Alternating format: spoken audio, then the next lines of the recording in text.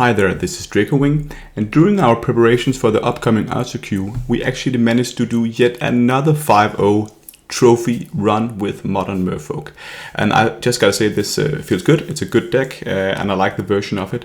And you can see here that we did the 5-0, and even though I didn't play this live, I know you guys really want that. I'm just preparing, so playing a bit here and there is good.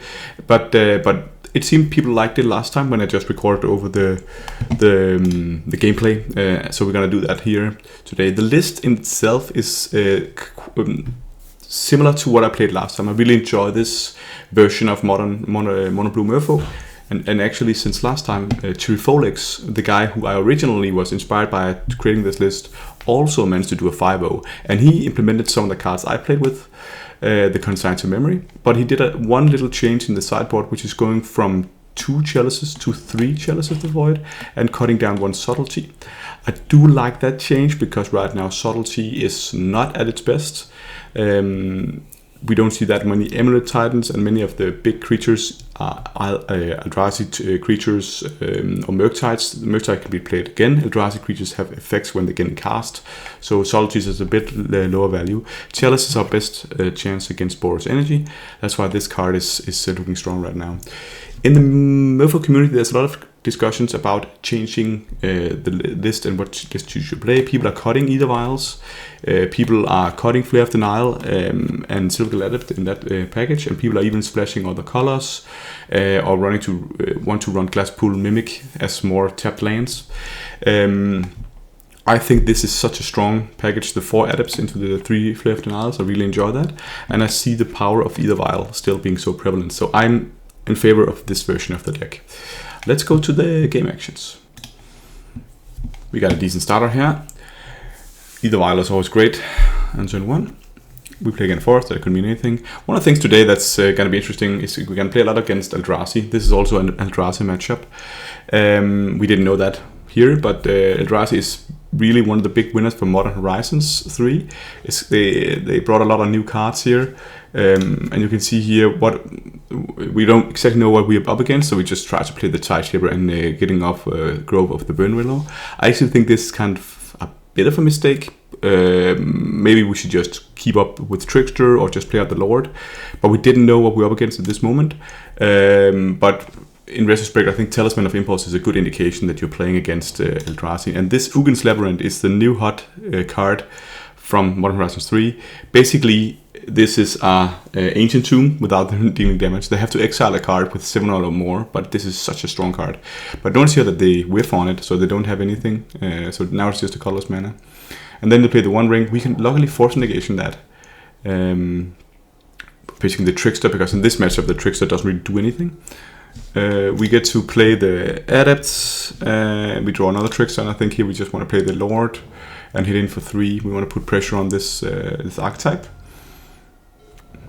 He played 1 more Grove, and now he can play the Zoe Mikus spawn, fetching the Eldrazi Temple, and one of the other really great targets for our Tideshapers, but because it also creates double mana for the Eldrazi spells, and Eldrazi's command is one of the biggest, strongest spells they have.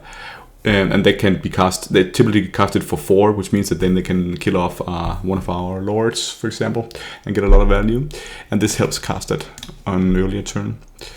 So they put down the Magic Spawn. Right now, we do have Island Walk on 2 of our creatures, which is nice. They only have 1 card in hand, and now we can put up the Vial to 3, and we can play the Harbinger from the Vial. We can play 1 more Lord, and we can hit in for this is 11 damage or something, yeah. And now the temples are off the grid here, so he actually chooses to concede. So Harbinger is really, really great in this matchup, and we kind of knew that, but it's good to see. Consign to Memory is our best sideboard card here, so that comes in. We also put in the extra force of negation, and we choose to put in Subtlety, even though it's not at its best here. Devour Destiny, meaning that he can get a little bit of value, card selection in the start here. I have that in hand.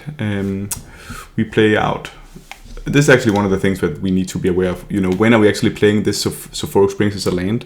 Because in this case, you would maybe want to pitch it to either Subtlety or Force Negation, and you do have an island and a Mutavault. But I choose to do that anyway, and maybe that's wrong. But it's often that you have to take that decision at that point because the 3 point of damage can be relevant at some point, and this deck is attacking our life at some point. But we choose to play it out here as tap because that's one of the values behind this card is we don't have that many 1-drops, but this is something we can do in one that provides a little bit of value. Now the Ugin's Labyrinth comes in, and he can actually resolve here. He can play the Trinisphere. This is a sideboard card, meaning that every spell we have has to cost at least 3. So this will totally stall us for the rest of the game because we can't play our Adept the next turn, so it will be a time walk, and it will even be more annoying later on. Also, it will also hit on the Force Negation for the next time because we have to pay the 3 mana to have it. So this is a right position to pitch a card. The Trickster I choose to pitch here. We can just get back in the game with Tricksters and stuff, but we have to get the Trinisphere out there. And now here, Tide Shipper versus Ugin's Labyrinth is just so great because now this is not producing 2 mana, so he can play his ring, the 1 ring.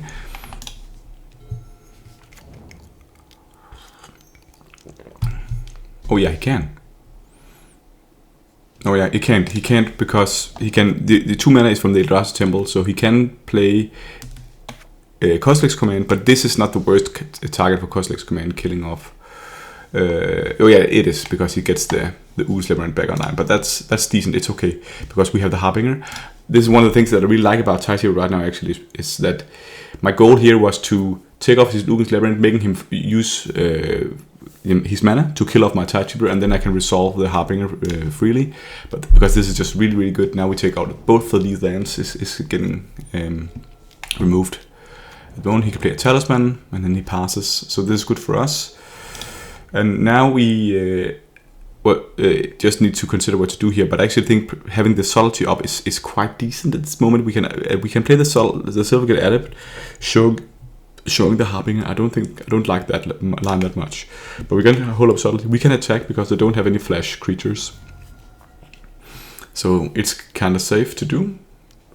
But then they play Kozilek's Return in the end step, killing off the Harbinger, and this is quite annoying, but it wouldn't have been helpful doing with the Harbinger.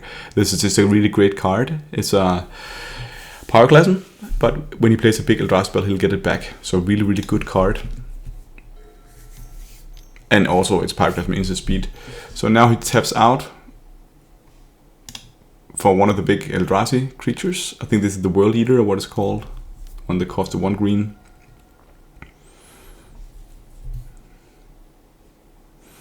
And the problem with that is, yeah, we have Subtlety. This is one of the reasons why Subtlety is actually not the World Breaker. But this is because it's not the hottest card in the world, World Breaker, because it's Subtlety versus World Breaker. Because yeah, we can remove the World Breaker, which is fine, but the effect is still going to be relevant, and he's going to exile the Mutavault because it happens on cast, not on resolve. And now he can actually get, now he can, I forgot the constitution. When you cast an Eldrazi spell, you remove from graveyard and you'll deal 5 damage to each creature. So from the graveyard he can wipe us again. You may exile it. Crazy that he choose to do that actually. Okay. But we can play Subtlety. And we're gonna hit the World Breaker. Okay, there he can choose it to kill it, but I think that's worth it because we don't want to get that big creature in there. And because everything's tapped out now, we can do the same play again, putting down the Harbinger. So now he's under pressure again, but he has a 1 ring, and that's of course annoying because now he can start drawing a lot of cards. So we are not looking that hot here because we can't hit him this turn, but let's just develop a board. And we choose not to play the Tide Shipper at this moment. And I think the reason being that if we kill off the Harbinger, we want to have something in the something in reserve. So now he's gonna tap out here again, and he can play the World Breaker now, killing off the Mutavault again. So he's keeping on down on land, and now he has a 5-7 in play. Because now it's tipping over to him. He has the 1 ring. He's on 14, so that's pretty decent. We just have to develop our board. In this case, I play the Tide Chipper now because I want to be able to have Indestructible up as long as possible. Now we just have to go all in. He draws a lot of cards, and he can tap out for, I think it's a Microspawn. Yeah, so in Microspawn, so he can again find a land. He can kill off one of our lands as well if he kicked it. Okay, he didn't kick it, he just played it normally. But I think he's going to replay the ring, maybe. I know, he's not. What is he? Or is he? What is he going to do? Okay, so notice here that he found all his dust from the Ancient Stirring. I'm gonna do it like this, so you can see better. So I can just attack with Sverloon to draw my card, and actually I draw Consign to Memory. This is really, really nice, because we know he just, yeah, he has all his dust.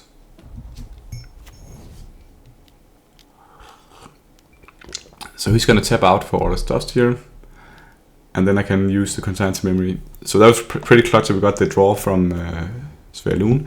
Trinisphere doesn't do anything here. He's on 8 life now. And now we have to draw a Lord, and this is pretty good. This means that we can actually choose to attack with everything.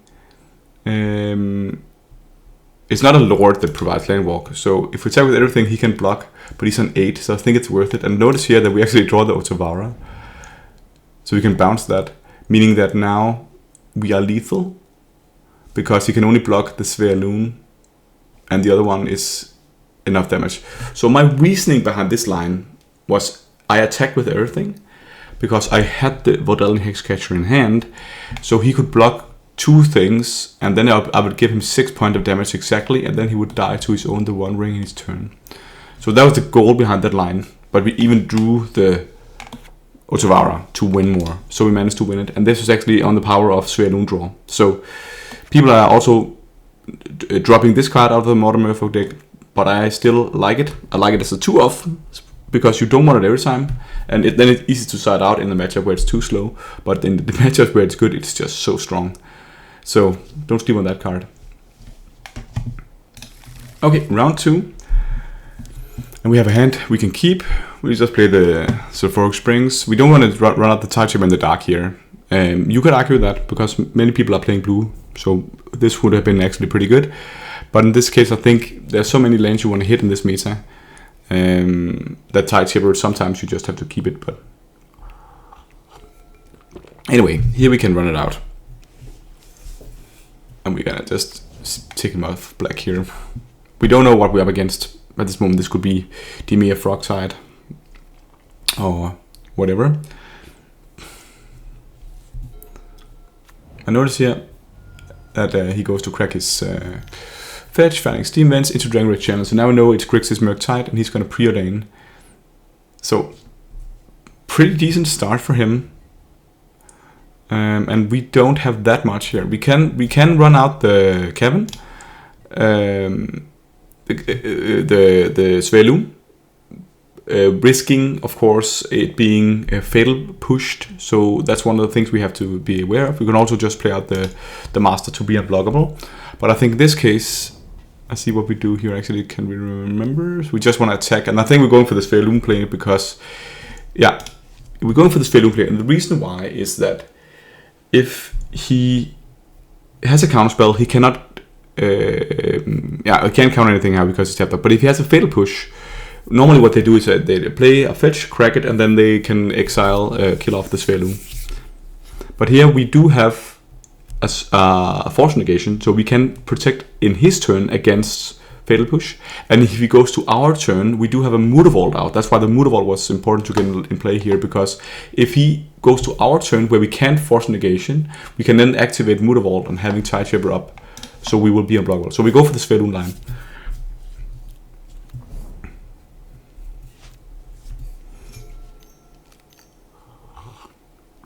He goes for Expressive Radiation. We don't want to counter this because he can still play the fetch land and kill off the Sverloon. So what he goes, he Scalding Tarn, he cracks a Scalding Tarn, and now he goes for, and look at here, he goes for Unholy Heat, which is one of the other things that he can use to kill off Sverloon. But what he does here is that he chooses to target the Tideshaper with the Unholy Heat, and that have ward because of Sverloon's war ability. So I don't know if he misclicked here and wanted to kill off the Sverloon and thought that he had a sure thing. He didn't, because I had a force negation. But he's so shameful that he did this that he actually goes to concede not only the the game but the entire match. So we are 2-0 now. What a doofus. Okay, round three. We got an Either Vial hand. This is again a good hand. Singleton Super means that we do have the extra land here, and that's why this is a natural keep. We up against Water Grave into Nethergoyf. So this is Nethergoyf is one of the new hot interesting cards again, and this could mean different things. But because there's a Water Grave here, we do believe that now we're up against Death's Shadow. Which is also still relevant in the meta, and one of the decks that we historically have been a bit struggling with, and they have some new tools in that deck. But we are off to a decent start here. And actually now what we want to do is that we can consider, so Nethergoyf, power and toughness equal to the types of cards in his graveyard. So right now it's 0-0. We have the Trickster, which is really nice against Nethergoyf. So when he attacks in now, we do have some options. He just chooses to attack now. And here I could actually Trickster to kill off the Nethergoyf. I could also go for Hexcatcher to kill off the Nethergoyf, but it's so easy for him if I play the Hexcatcher to block, just to play some sort of spell, and now he has something in the graveyard.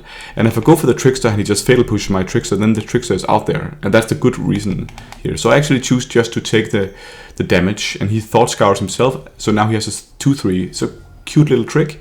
So we just choose to Hexcatcher instead. Notice he missed his land drop, so he has all spells all stacked up. But we have the Either Vial, and we have a lot of options now.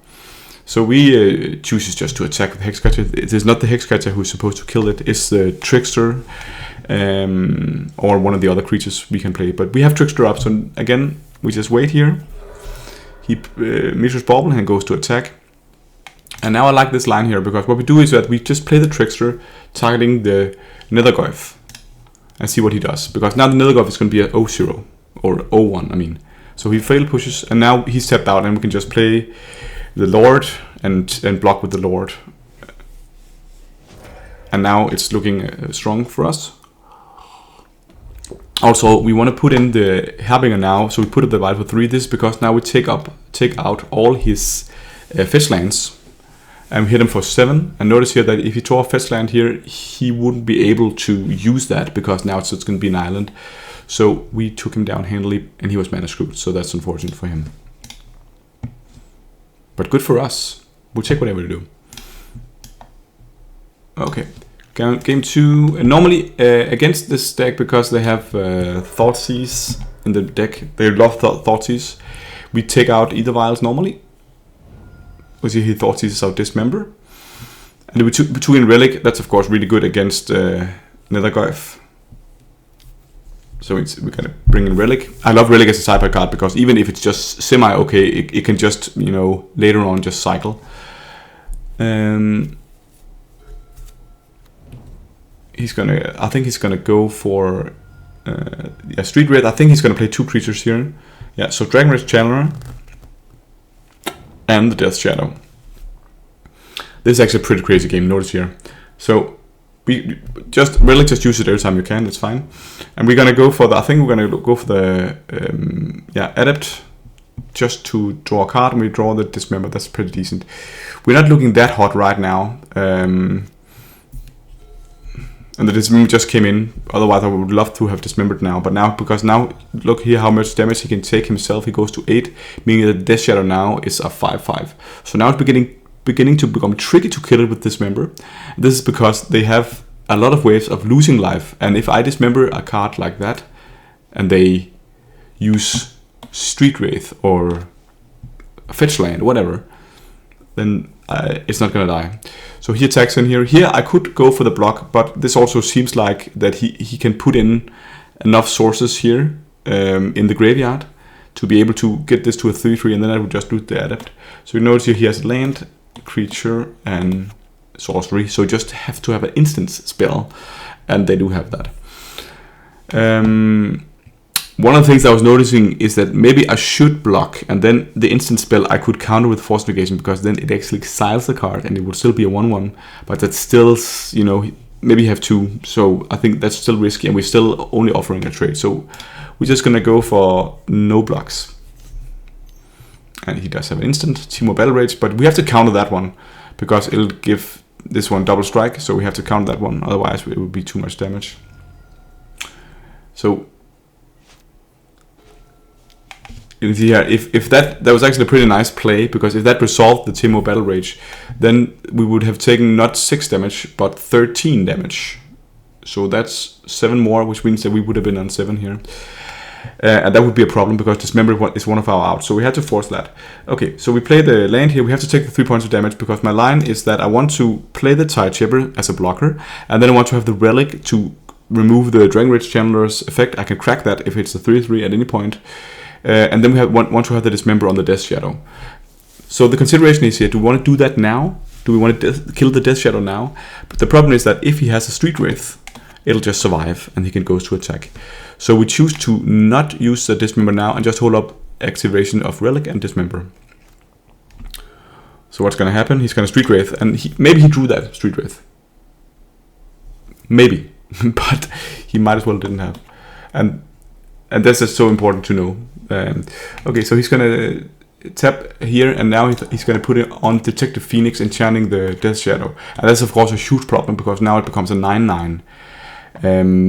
But notice the line here, because it becomes a 9/9, and he goes to attack. And he's gonna do it now. So 11/11, because he also put in the Blood Grip, but he has 1 card in hand.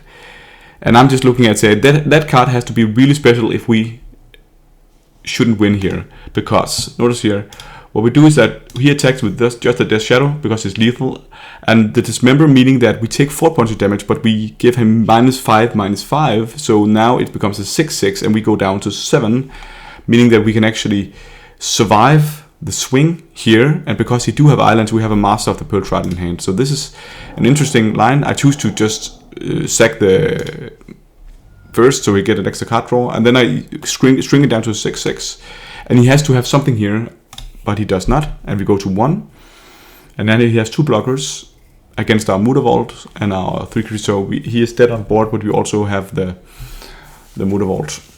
We draw the Harping, which is actually a decent draw, but we just want to, of course, win the game right now. And we do! Okay. Again, now we're up in the interesting part of the leagues. We are 3-0 now. We're gonna get the trophy. So this hand is really nice. Again, Either Violin and 1, Tide Chipper on 2. That's almost the best line, especially if we have a good target to do. But notice here we're up against the Eldrazi again. We can see that from the Ancient Stirring. The Ancient Stirring is a big indication that now it's Eldrazi. So we don't want to run up the Tide Chipper on the Grove at this moment. Definitely not. Okay, put up the Either Vial. And now our Hexcatcher is a great draw, because now we have an alternative play than the Tide Chipper, because I really want to use the Tide Chipper on something more relevant. And he puts in the Talisman, and actually I think it's an interesting line to... What I do here is I counter it with the Hexcatcher, but I think that's fine, because Hexcatcher can be tricky to use in this matchup, but here we for sure can, or at least we try to keep him off a 1 ring fast. So I think the Talisman is important, but kind of risky, but we'll try to do it here. Also because actually I hate the Talisman, because it's good against Harbinger. It keeps him in the game with his mana producing. We draw the Either Vial, which is fine, and we just want to keep up the Lord here. He goes for the, I think it's the, see what it is here, the Sowing Mycospawn, meaning that he can fetch a land in his deck, which is really good. This card is so great. Also one of the tools that they got, Eldrazi. And he can find the Eldrazi Temple, so now he can actually produce a lot of lands. We can put in a Lord, which is decent. And now we can tick up here, and actually we even draw the Flare of the Nile. But really important here is that either vial, meaning that we can just put in the Harbinger, and this is so nice. But we don't have Island Walk yet, and this is because yeah, we have Island Walk, but yeah, we could have done that here, but we can't attack because Lord has not an Island Walk. But it's really good, this situation here, because we have Flare of the Nile up, we have the Harbinger up, so we can protect it with Flare of the Nile. So again, Flare of the Nile being really relevant here. And he's going to go for, I think it's a One Ring, and now we are going to use the Ether Vial, put in the Tide Saber, and then use the Tide Saber to sack to the Flare of the Nile, because we don't want him to have a One Ring here. We want to punish him as much as possible, not get him to draw out of this situation. Svalun is one of the cards I also really like, just playing out immediately. It's indestructible. It gives all the other creatures ward. So, and the ward trigger is kind of interesting, because if he plays Cosmic Command in his turn, killing off the Harbinger, then the ward does not work. Because I can't put it in and then ward comes in respect. So now by putting it in my turn, I protect my creatures with the ward one a bit better. The adept can wait, that's fine. We can hit in for 3 now because we have Island Walk. He's on 17. And now I think he's going for the One Ring. We can't do anything about that. We see if we can draw maybe another Flare of the Nile. We did not. So the One Ring comes in and netting protection and card advantage. So what a crazy good card. One of the cards that might be on the chopping block for tomorrow. Okay, so we're gonna put on 2 and 3 here. Now we have pretty nice actually here, because we drew the the land for Sing into Super. And yeah, it's a Mutavault, but because of Harbinger, this provides blue. So we have Sing into Super up now, which is, I'm really glad I drew that land, because Sing into Super is really great for the tempo. And here we can attack to draw a card. We draw the Harbinger, which is also decent. And we're just going to keep that because there's no reason to play it yet.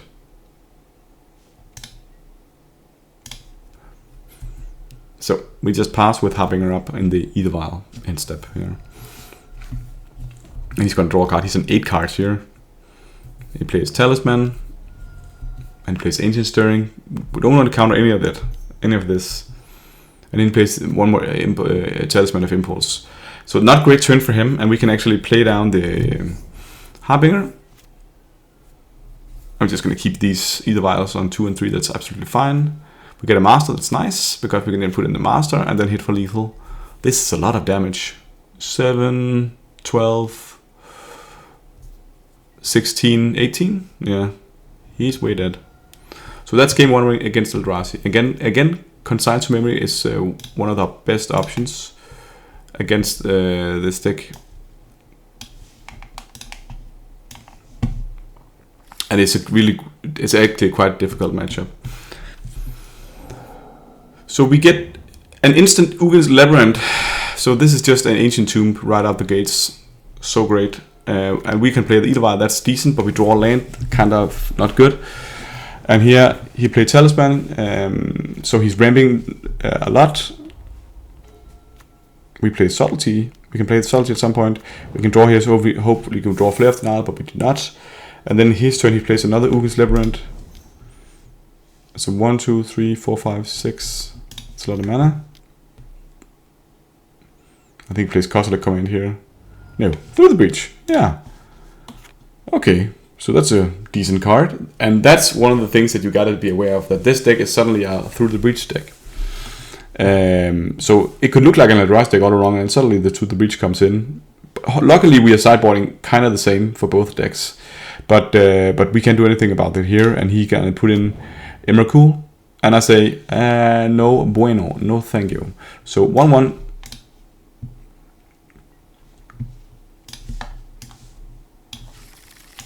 And here we have a decent hand. Again, I think we have some answers here, and I like having reactive hands against these guys. So we have Force of Negation, Flare of the Nile, so that's fine. We don't want to counter that Ancient Stirring here. We want to counter something bigger. Here comes Mutavault, and we'll pay down the Adept, showing the. I think I showed this Hexcatcher here, not the Tide Shaper, because the Tidebinder, I mean, is a great thing against the Ring. So he's going to play Talisman, meaning that he actually can play the Ring next turn. We're going to play a Cavern, saying Merfolk. and now just hold up Tishana's Tidebinder. Unfortunate that we didn't do a blue source, because now we can't hardcast Signature Super or Force Negation. And of course, maybe the right line would have been to play the Signature Super here. But I actually think Tidebinder is also quite decent. But I think maybe there's an argument for just playing the Signature Super, because then you can play these cards without having to do anything. But he just passes, and then we can play Hexcatcher in end step. And I think he responds to this. I think this is the Cosmic Return. And now I want to Force Negation that, because that kills off both my creatures. And now I pitch the Signature Super, and you can see here that if I played the Signature Super, it would somewhat have netted the same result. I would have had one more land in hand, but maybe I would have a cavern in hand, maybe. So maybe that's better. Okay, whatever. He plays the Cosmic Return, but it's actually quite nice target to counter, because if he gets to resolve the end step here, now he doesn't, because we can resolve it. Okay, so he tries to now counter or dismember my Hexcatcher, and I actually rather want my Hexcatcher than the Silver Gelatinum, so I'm just gonna kill it with counter it with the Hexcatcher. And now we draw Signature Super, and again, don't play it here, which could be a mistake, but he's gonna pass, and we're just gonna hold up the mana.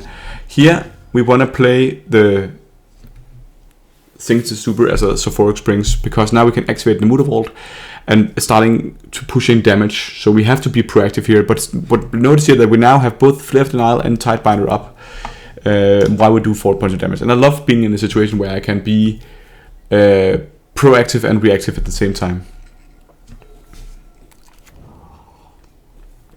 Ugin's Labyrinth, and now he taps out. And I think this is one of the pretty good cards. Yeah, Devourer of Destiny. And again, notice here these cards are so strong. This is one of the new cards. It has the ability that you start with it in hand, you get some card selection. But the point here is that when it being cast, you exile target permanent that's one or more colors. So we can just kill off my Hexcatcher. And this is a triggered ability, so I cannot counter with Flare of Denial. So here I'm really wondering, what's the right line? He's on 9. Do I want to fight over my Hexcatcher? And actually think what I do is that I say, because I think many situations the right line was to say, okay, he killed my Hexcatcher, then I Flare of Denial, the 6/6. But then I'm left with nothing on board other than 2 Mutavaults. And actually what I see here is that I have 8 draws to draw a Lord or anything else, like a Trickster. I have a lot of things I can draw. So I think I'd rather want to say I counter the trigger,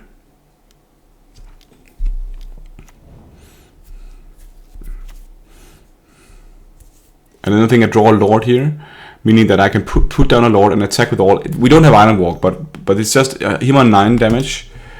You can see that this is, he has to block one of the big ones here. He's got to take at least 6 damage and go into 3, and we have another Mutavault. So I think that the option of having so many Lords, we have 2 Tricksters, we have 12 Lords, and okay, one of them is here, right?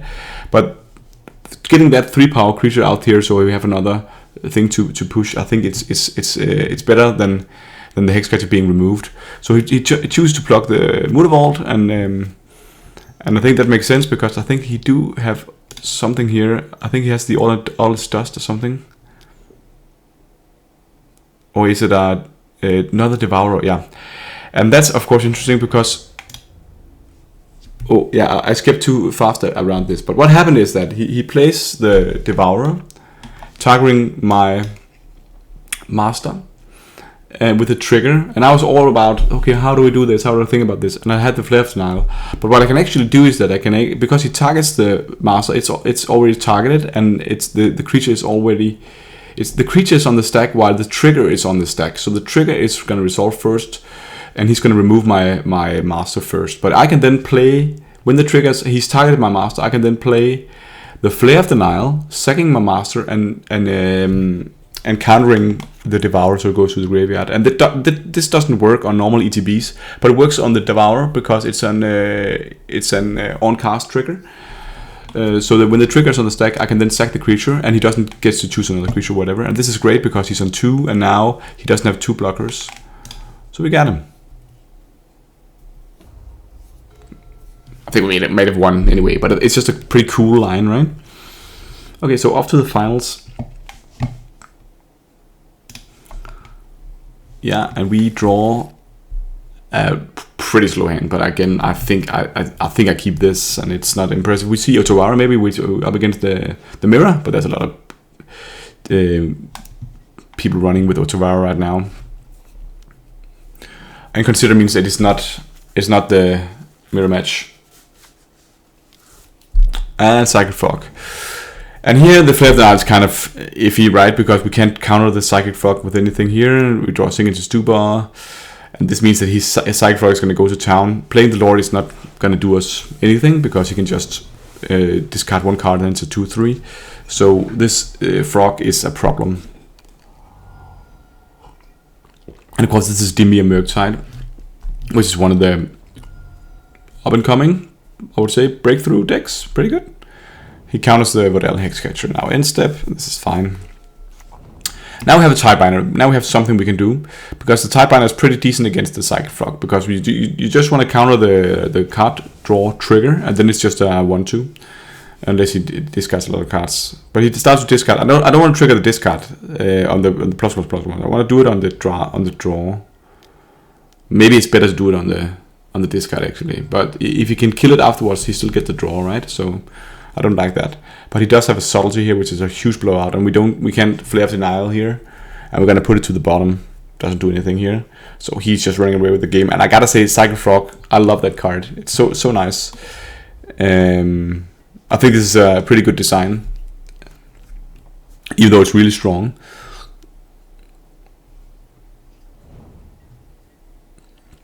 And now he's going to push in. I think we're going to try to bounce the Psychic Frog with the Signature Stubar. And that's of course decent. We can stall a bit here, but the Solid is going to be a problem. And I think he can resolve a Murktide here even. And now we can't counter the Murktide. He has a Psychic Frog, and I think he also has a Murktide, right? No, one was, okay, 2 Psychic Frogs, yeah.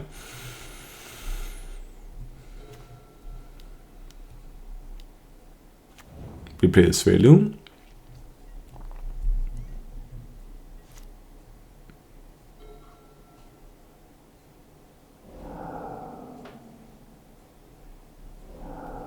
And he can give him both flying by exiling his graveyard, but that's absolutely fine. He gets to draw 2 cards, fly over my Sveloon. And I think now he gets to fatal push the Sveloon, and I say, okay, I think you got it. Cracking the Polluted Delta. Fatal pushing that one, I think that's fine. You got it. Off to game. Okay, game number 2, and this hand is decent. We want to run the Tidechipper out here because they have islands, and I think it's great to have a threat against Dimir Murktide. More of a mid-range control-y deck. So I just want to run out the threats here. Tidechipper into Master, that's fine, and I think he's going to kill off the Master, and I don't think that's too bad. Better that than on a Sveloon, right? So I think that's fine here. And now he's going to play the Polluted Delta. And you gotta know that these guys have 4 counterspells in the main, and here is a classic situation where this could be counterspell, Orcish Bowmaster. This could be a lot of different things, but in general, I'm not. I want to don't run out, just run out Sveloon here. So I'm just gonna attack with Tidechipper, and I think he's gonna crack it and don't do anything. So he's gonna. I think he's gonna take the 2 damage, and I just pass. I don't want to run with Sveloon into I don't want to run the Sveloon into the counterspell, but he has the and he might have had the counterspell, but now he can instead resolve Bowmaster, and I think Bowmaster it's a really great card and a big threat for us, and it's actually also really good against Sveloon because of the card draw triggers. So I just want to use the Flare of the Night here to counter that. But that gives him one big turn here. But again, it's not normally what they do, having these big turns themselves. They just want to pass and be proactive. So I think that's fine. And now we can play the Mutavault and having the Subtlety up and still being proactive. Again, being proactive and reactive at the same time is what I like to do. So we can just pass here. And I think he's going to play another Bowmaster here. And again, the situation arises where we have a chance to interact with that. And I know that there's a chance for the Murktide coming up, but I still think it's better to have the sure thing, getting the Orcish Bowmaster here. But the Dimir Murktide is coming in now, and that's a big threat. But we have the Lord of Atlantis. But again, 1 mana in his hand, meaning that there's a big risk of him having Fatal Push, and this is where you can really get yourself blown out by thinking that the Lord of Atlantis is a sure thing. So we draw the Hexcatcher, and I think what we do is that we just want to play the Sverloon instead here, because he has Stern Scolding in his sideboard. So now, looking at Lord of Atlantis as a play, 4 Fatal Pushes and 4 Stern Scoldings, that's a quite high likelihood that one of those cards is going to be in his hand. Sverloon is not going to be killed by any of those cards, because he can't counter with Stern Scolding, and he can't kill it with Fatal Push, even though he has a cracked Fetchland, because I can activate the Mutavault, having 1 more Merfolk. So here I'm just going to pass. It's fine, I'm just developing my board. And Sverloon is kind of annoying to him if it's indestructible, because Fatal Push is his only answer. Other than Toxic Deluge, which is a great answer. So he plays Toxic Deluge, but that takes him 4 points of life as well. So he's on 5. And now actually one of the debates again, Mutavault. This is great for Mutavault. So he has to just pass. And now he's tapped out. So this is the turn where we get to play the Lord of Atlantis. And again thinking, what are we going to do here? But there's an argument just to developing your board. I could actually Tidechipper the Watergrave, taking him off black, and in the meantime I could also play the Hexcatcher. That might be a great play, but I think getting him to 2 points of life, meaning that means that he can't use Shocklands, and meaning that he's gonna have a lot of problem with 2 active Mutavaults. So I think getting him to 2 here is actually better than the other lines.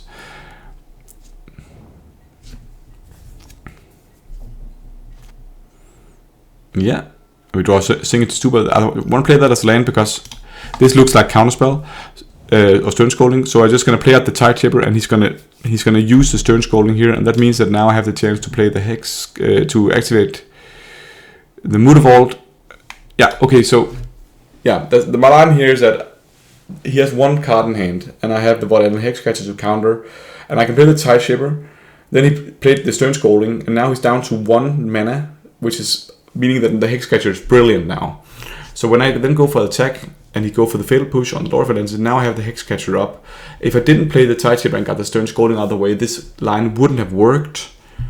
And then I would have done something else, of course. But this means that now I can play the Hexcatcher and counter the Fatal Push by sacking the Hexcatcher to itself, to its own ability. Okay, so the final game of the final match in the Modern League to get the trophy, and don't kid yourself, this matchup is not easy.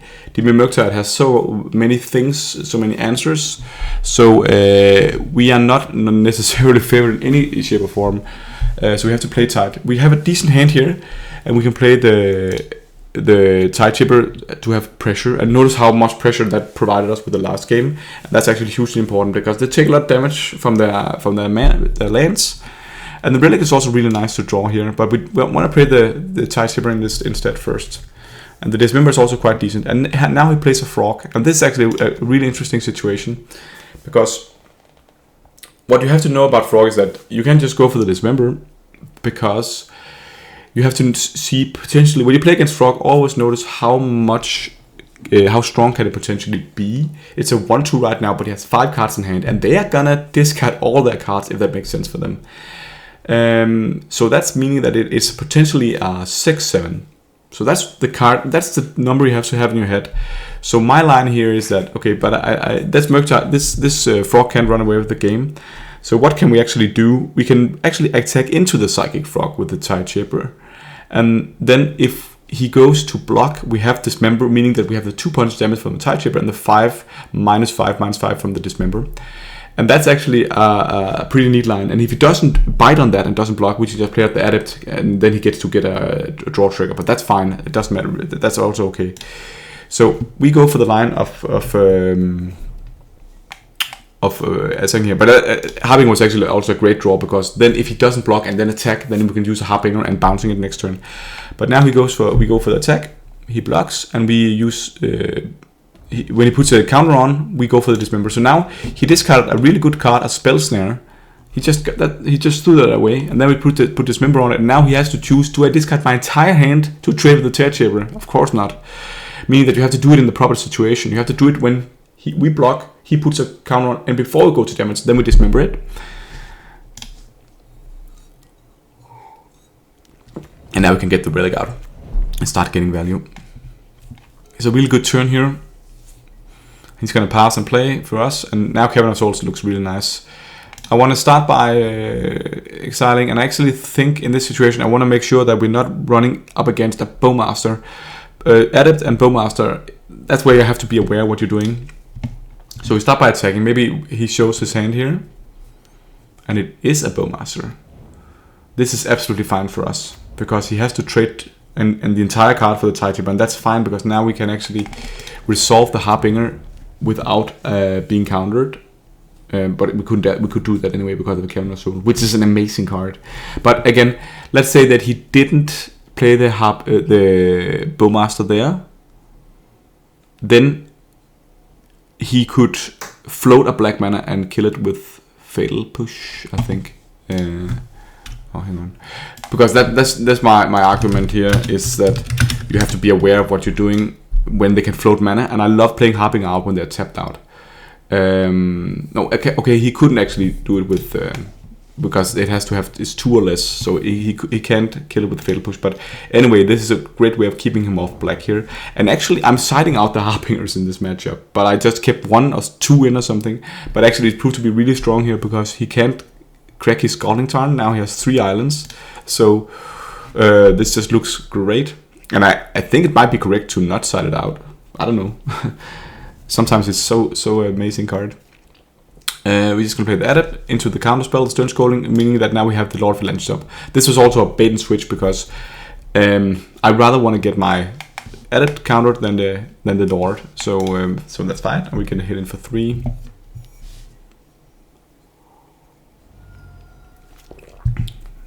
And now again, no mana, great stuff. And we have another Lord. Here also consideration is to play the Harbinger, but I actually think it's wrong to do so. We have lethal next turn, and he could play the Wrath spell, gonna kill off our creatures if we draw a basic black mana swamp. But I think he's done, and we won, and that's great. So just to reiterate, I think this is just a great list right now. I really enjoy playing it. I think that it has a lot of different tools it can use. Yeah, so I'm really satisfied, and I'm gonna bring this list to the RCQ. So thank you guys for watching. Have a great one, and see you next time.